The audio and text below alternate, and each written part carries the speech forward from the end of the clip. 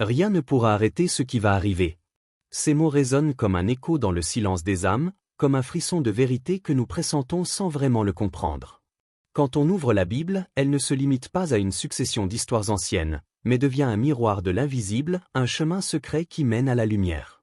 Combien de fois avons-nous parcouru ces pages sans percevoir la force cachée derrière chaque mot, derrière chaque récit? Les prophètes, les apôtres, les mystiques ont toujours su qu'entre les lignes se cache une présence vivante, subtile mais indestructible. Il est plus facile pour un chameau de passer par le trou d'une aiguille que pour un homme riche d'entrer dans le royaume de Dieu. Ces paroles de Jésus, connues de tous, prennent un sens nouveau lorsque nous dépassons la lecture superficielle.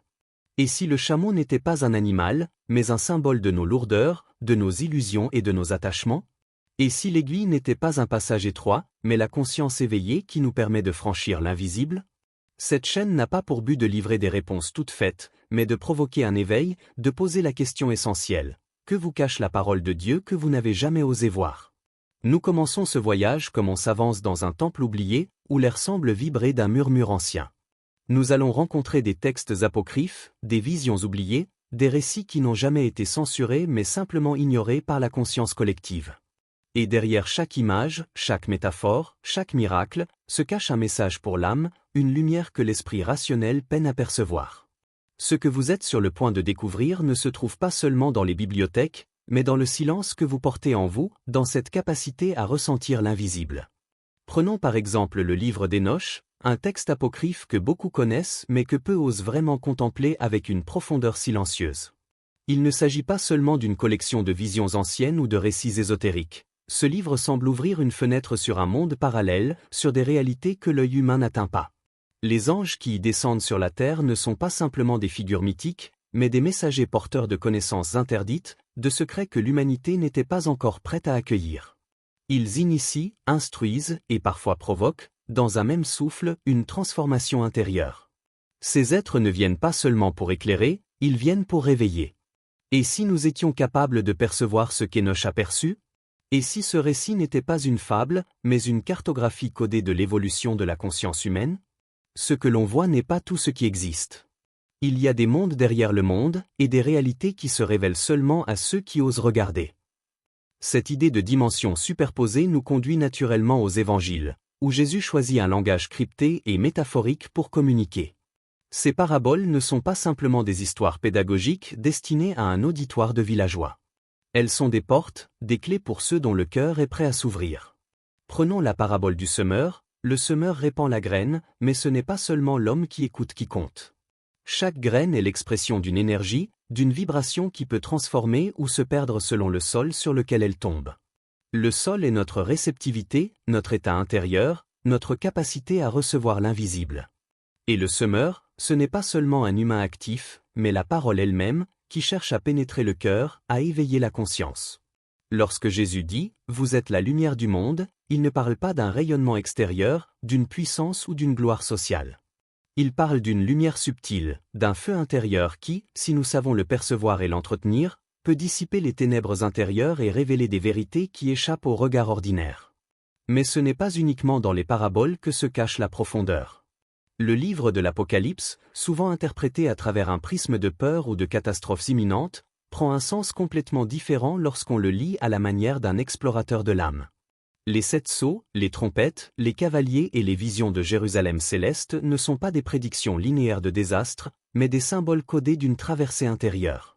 Chaque sceau est une étape de la conscience, chaque cavalier un aspect de l'âme confronté à ses propres ombres, et chaque trompette un appel à éveiller l'attention, à écouter ce qui se joue au-delà du monde matériel.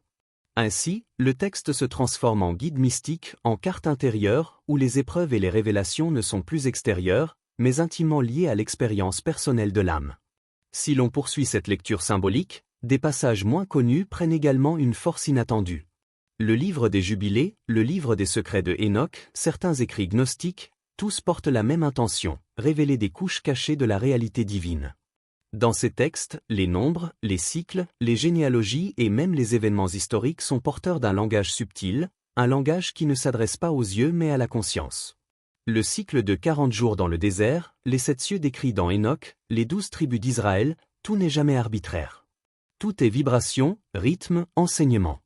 Et quand on accepte cette lecture, On commence à voir la Bible non pas comme une succession d'histoires anciennes, mais comme un instrument pour éveiller la perception, un miroir reflétant la dimension invisible de l'existence. Et pourtant, ce que l'on perçoit n'est jamais figé. À chaque lecture, à chaque ouverture du texte, de nouvelles strates se dévoilent. Ce qui apparaissait comme incompréhensible ou cryptique peut soudain devenir limpide. Les visions d'Hénoch, les paraboles de Jésus, les sceaux et les cavaliers de l'Apocalypse, tout semble se répondre, comme une symphonie intérieure où chaque note résonne différemment selon l'oreille qui écoute. Et le plus fascinant, c'est que cette exploration scripturaire n'est pas simplement intellectuelle. Elle engage le cœur, la perception subtile, et parfois même le corps, qui ressent la vibration des textes. Chaque lecture devient alors un voyage, une aventure mystique où l'on découvre que ce qui est écrit n'est pas limité au monde visible. Les anges, les visions, les signes et les paraboles ne sont pas des fictions. Ce sont des invitations, des ponts vers des dimensions de réalité que notre perception ordinaire ignore. Le spectateur est alors confronté à une question fondamentale. Sommes-nous prêts à regarder au-delà du connu, à percevoir le mouvement subtil de l'invisible? À chaque phrase, chaque verset, l'âme est sollicitée, interpellée, et parfois, brusquement éveillée. Même les récits qui semblent les plus extraordinaires, ceux que l'on aurait tendance à ranger dans la catégorie des miracles incompréhensibles, révèlent un sens profond lorsqu'on les approche avec cette attention contemplative. L'eau changée en vin, la résurrection, les guérisons, ce ne sont pas simplement des actes surnaturels mais des symboles de transformation intérieure, des codes pour montrer que la réalité n'est pas ce que l'œil voit, que l'existence matérielle est un reflet d'un plan plus vaste et invisible. Et ce plan, bien qu'invisible, agit sur chaque dimension de notre vie. À chaque instant, même si nous l'ignorons.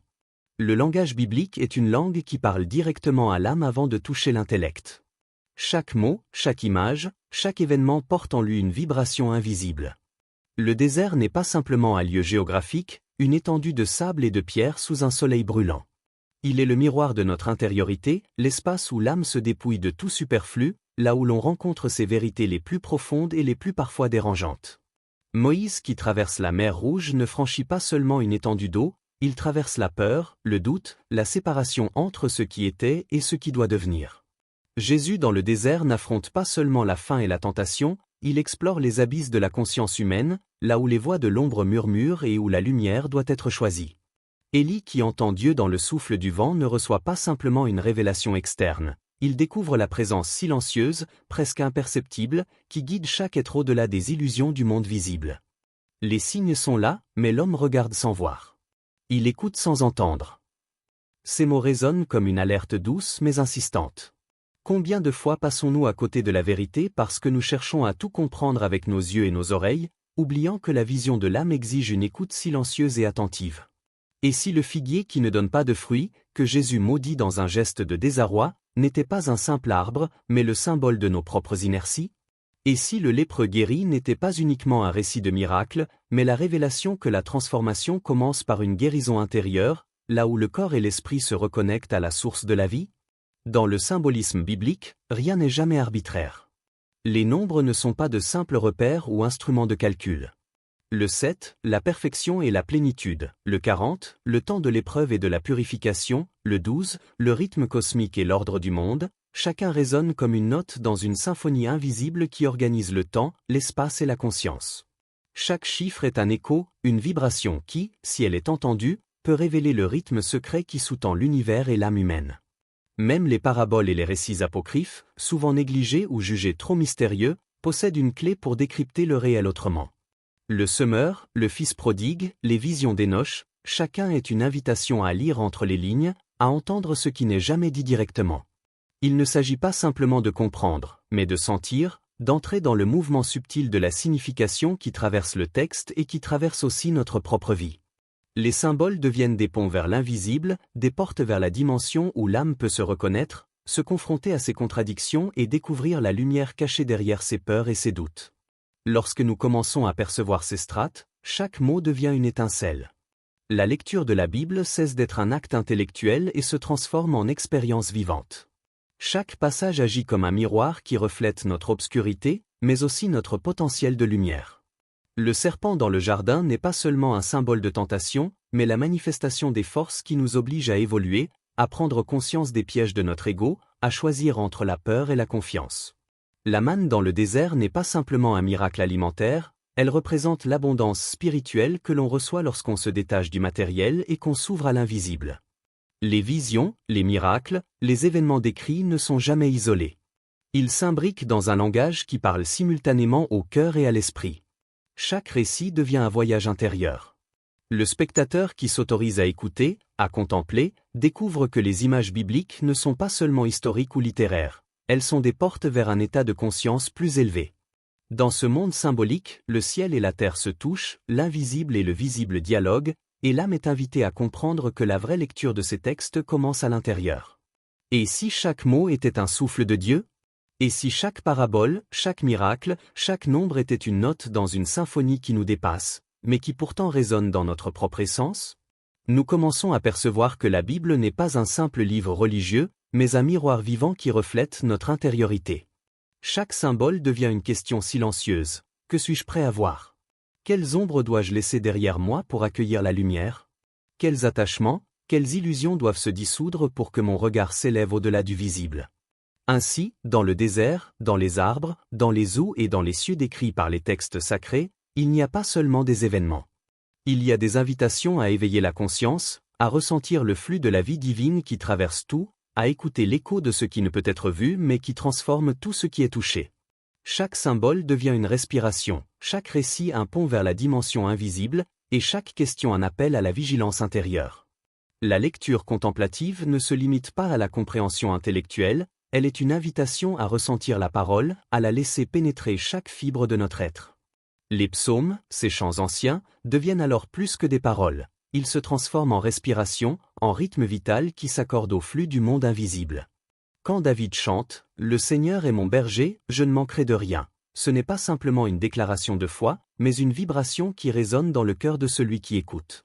Chaque souffle, chaque silence, chaque note du texte devient une onde subtile qui cherche à harmoniser notre être avec le rythme du cosmos, avec la pulsation divine qui traverse toute chose. Écouter la parole, c'est apprendre à entendre ce qui ne peut être exprimé par des mots. C'est sentir la présence vivante de Dieu dans le mouvement du vent, dans le frémissement d'un arbre, dans le regard d'un être humain. Les récits des prophètes cessent d'être des avertissements extérieurs et deviennent des étapes sur le chemin de purification intérieure. Isaïe qui contemple la majesté de Dieu, Jérémie qui pleure sur les ruines d'un monde qu'il ne peut changer, Ézéchiel qui voit des visions impossibles. Tous nous enseignent que la vraie transformation commence par une ouverture du cœur, par une capacité à accueillir ce que l'on ne peut encore expliquer. Ne cherchez pas seulement à comprendre, cherchez à ressentir. L'intuition est le chemin le plus sûr vers la vérité. Ces mots semblent flotter dans l'air comme une brise qui effleure l'âme. Comprendre est nécessaire, mais insuffisant. La compréhension intellectuelle ne fait qu'effleurer la surface.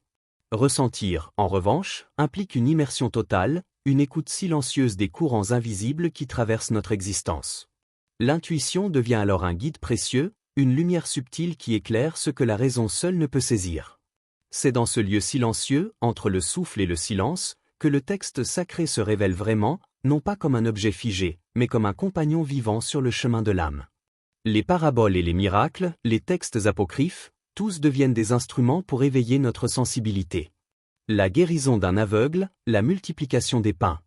La résurrection d'un mort, au-delà du récit, ces actes symbolisent des transformations intérieures. Chacun est une invitation à regarder plus profondément en nous-mêmes, à identifier les zones d'ombre que nous refusons souvent de voir, à accueillir la lumière qui, patiemment, tente de percer nos résistances. La vie, avec ses épreuves et ses surprises, devient alors un enseignement continu, chaque événement une leçon, chaque rencontre un miroir pour l'âme. Lorsque l'on s'abandonne à cette lecture, la parole devient musique, mouvement, vibration. Les textes sacrés ne sont plus des histoires lointaines, mais des courants d'énergie qui traversent le présent.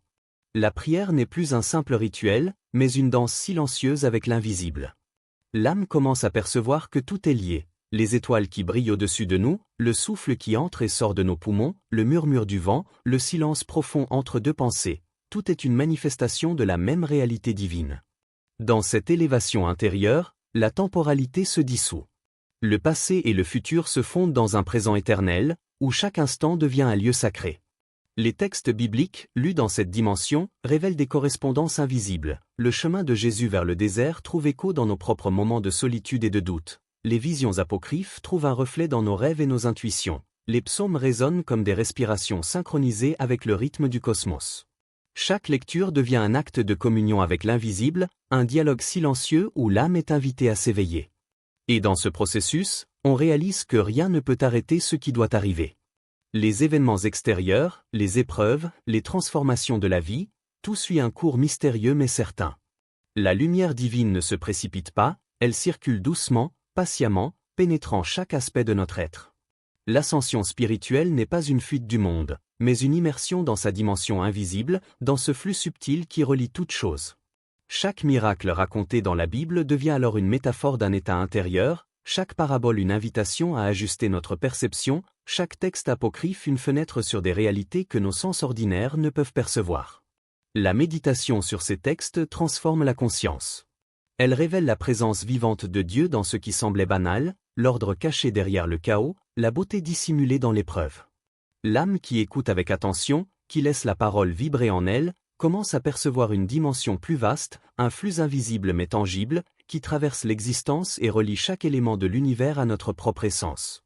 La vie devient alors un espace sacré, chaque instant un apprentissage, chaque souffle une participation au rythme divin, chaque silence une invitation à percevoir ce qui dépasse le visible. Dans cette élévation intérieure, le spectateur n'est plus seulement un observateur du texte, il devient un participant. Chaque mot lu, chaque verset médité, devient un acte vivant. La parole devient souffle, vibration, lumière subtile qui traverse l'âme et commence à modifier le regard que nous portons sur nous-mêmes et sur le monde. C'est dans cette immersion silencieuse, méditative et consciente que la transformation commence véritablement, et que l'âme commence à s'aligner avec ce qui doit arriver, avec ce que la vie divine prépare depuis toujours. Alors, spectateur, oses-tu franchir ce seuil? Oses-tu t'avancer au-delà de la surface, au-delà des mots que l'on croit connaître? Ferme les yeux un instant et imagine que chaque lettre de la Bible n'est pas seulement un signe sur une page, mais une étincelle, une vibration qui traverse le temps et l'espace. Chaque verset, chaque récit, chaque parabole devient une respiration vivante qui t'invite à sentir l'invisible. Le silence entre les mots, souvent ignoré, est un murmure subtil, une mélodie que seuls ceux qui s'arrêtent pour écouter peuvent percevoir. Dans ce silence, le texte se déploie, et ce que l'on croyait savoir s'ouvre en labyrinthe de lumière et d'ombre, où chaque détour révèle un secret que l'on n'avait jamais soupçonné. Si tu ne vois pas l'invisible, comment pourras-tu croire en ce qui est invisible? Ces paroles sont un appel, un défi presque imperceptible lancé à ton âme. Elles suggèrent que la vraie lecture de la Bible ne consiste pas seulement à suivre des histoires ou à mémoriser des versets. Elle consiste à entrer dans un dialogue vivant avec ce qui se cache derrière les mots, à percevoir la vibration de l'invisible qui s'infiltre dans chaque phrase. Et cette vibration ne se limite pas à une compréhension intellectuelle, elle se ressent, elle se vit, elle transforme.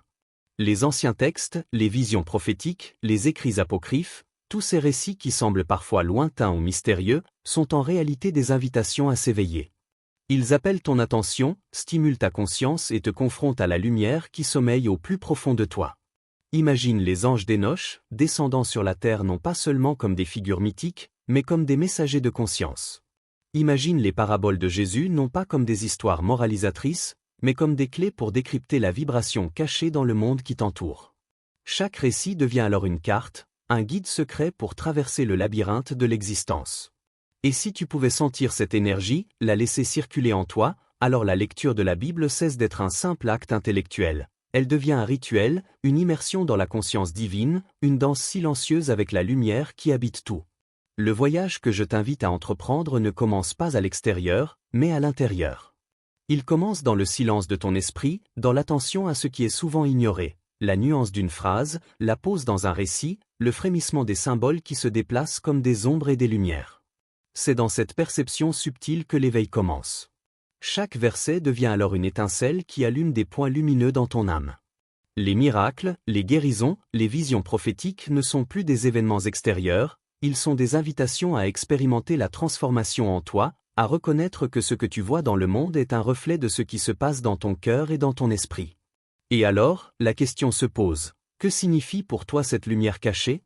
Comment peux-tu laisser la parole agir sans chercher à tout contrôler, sans essayer de tout comprendre ou d'organiser la révélation selon tes certitudes?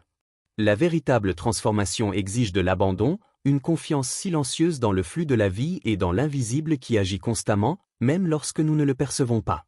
Les textes apocryphes et prophétiques deviennent des partenaires dans ce voyage, des compagnons silencieux qui te guident à travers les paysages de l'âme, t'ouvrant des perspectives que la perception ordinaire ne peut atteindre. Rien ne pourra arrêter ce qui va arriver. Ces mots prennent une dimension nouvelle lorsque l'on comprend que ce qui va arriver n'est pas seulement un événement extérieur, mais une expérience intérieure. Ce qui va arriver, c'est la rencontre de ton âme avec la vérité qui l'habite depuis toujours. Chaque pas sur ce chemin, chaque lecture attentive, chaque méditation silencieuse, rapproche de ce moment où le voile se lève et où la lumière invisible devient perceptible. Il ne s'agit pas d'une révélation soudaine et spectaculaire, mais d'une accumulation de petites prises de conscience, de scintillements dans la conscience, qui peu à peu transforment la perception de tout ce qui existe autour de toi et en toi. Imagine la lumière comme un souffle constant, pénétrant les interstices de ton esprit, t'ouvrant à des dimensions que tu n'avais jamais osé imaginer. Elle est là dans le murmure du vent, dans le frémissement des feuilles, dans le calme de la nuit, dans le silence de ton propre cœur. Chaque mot du texte sacré devient alors une vibration, chaque phrase un écho qui résonne dans la chambre intérieure de ton âme. Et quand tu commences à sentir cette vibration, tu découvres que tu n'es plus simplement un spectateur, tu es un participant actif dans le dialogue vivant que la parole entretient avec toi. Regarde, écoute, ressens. La lumière est là, toujours présente, comme un souffle imperceptible mais constant, attendant que ton regard s'élève, que ton attention se détache de la surface pour contempler la profondeur. Les textes anciens ne sont pas des reliques, ce sont des instruments de perception, des guides pour éveiller ta conscience à l'invisible. Et dans cette expérience, tu comprends que la vie, la transformation, la lumière divine, tout suit un cours mystérieux mais certain, un cours qui te dépasse et te soutient à la fois. Le chemin n'est pas linéaire, il est sinueux, parsemé de questions, de doutes, de visions et de révélations. Chaque détour dans le labyrinthe de la Bible, chaque lecture attentive d'un verset ancien, chaque méditation sur un texte apocryphe, devient une pierre sur laquelle poser ton pied pour avancer dans la connaissance de toi-même et dans l'éveil de ton âme. Et au fil de ce voyage, tu commences à percevoir la cohérence invisible qui relie tous les événements, toutes les expériences, tous les symboles. Tu découvres que la parole n'est pas seulement un texte à lire, mais un souffle à sentir, un flux à écouter, une lumière à contempler.